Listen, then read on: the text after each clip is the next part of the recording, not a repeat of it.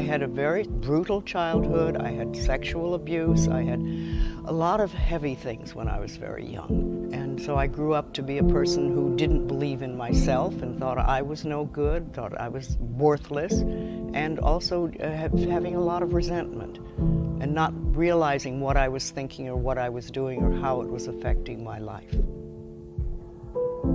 One day I heard somebody say, if you're willing to change your thinking, you can change your life. And I thought, really? Really? Is that possible? So I started to explore. And then I kept studying and learning. And as I learned, I would teach other people.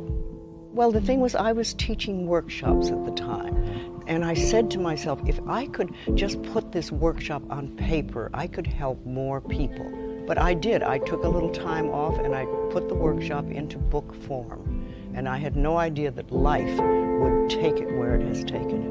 One of the pioneers of the self-help movement, Louise Hay. In 1984, she started a small company in her living room with 2 self-published books, and now she oversees a publishing empire.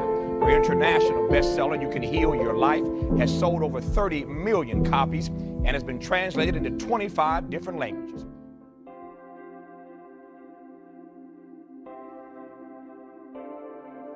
You say you have to start with beginning to love yourself. You hear a lot of that in the 80s, and what does that mean? It means to stop putting yourself down, stop criticizing yourself, stop mistreating yourself. Begin to treat yourself as something that's very precious.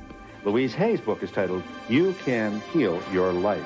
Absolutely. You know, all babies are born loving themselves, and then somewhere along the line we believe people who are frightened or angry, yes, and we start to think that we're not good enough. And very often we mistreat ourselves because we don't feel we're good enough. What is this? What is affirmation? Affirmations are every statement you ever make, everything you say. But when you do an affirmation, it means you make a positive statement to create something you want in your life. Why I like to teach people to love themselves, just to love and adore who you are. Does that work if you really aren't loving life so much? Yes, but you have to get there. And I think of affirmations as like planting seeds. You put the seed in the ground and give it a chance to grow. You say, I love you. You know, I wrote my first book, there was no self-help section in the bookstores. And now it's the fastest growing one in all the bookstores. What you think changed in the world that we live, or what changed inside of us that made it not crazy, but indeed rather commonplace? Yes, well, we learned that it was true. And I think that people started to practice and do simple little things that made their life, improve the quality of their life, as I call it. How many people have never done mirror work? All right, well, you're in for an interesting experience. The reason I like mirrors so much is that they really move you through stuck places because they reflect to you almost instantly what your beliefs are that are against you. And what most of us do is when we hear or feel a negative message, we try to run from it. And we have all sorts of ways of doing that. I mean, people go to the extremes of drug and alcohol abuse and things like that. But there are lots of little ways that we run from our own barrier thoughts. And if we could, instead of that, accept them and examine them and turn them around, say, no, I don't want to believe that anymore.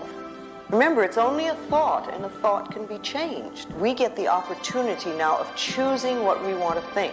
When we were very little, we had a lot of stuff fed into us by our parents and other places around us. I mean, after all, we got it from relatives, we got it from neighbors, we got it from school, we got it from the church, we got it from television. All this stuff came in, and we're little, and we accept most of it.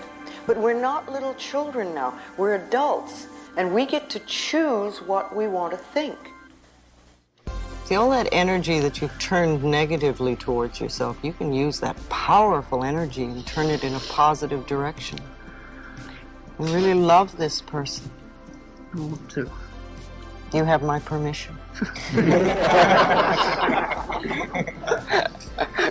Reach out a hand.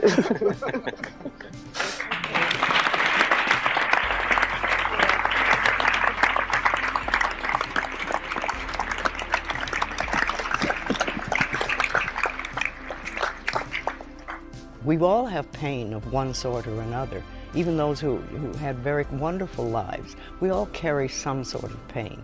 But it's wonderful when we can find out that we're not wrong, we're not bad, we are good enough, we're worthy of opening our life and having a better life. We can start to look in a different way.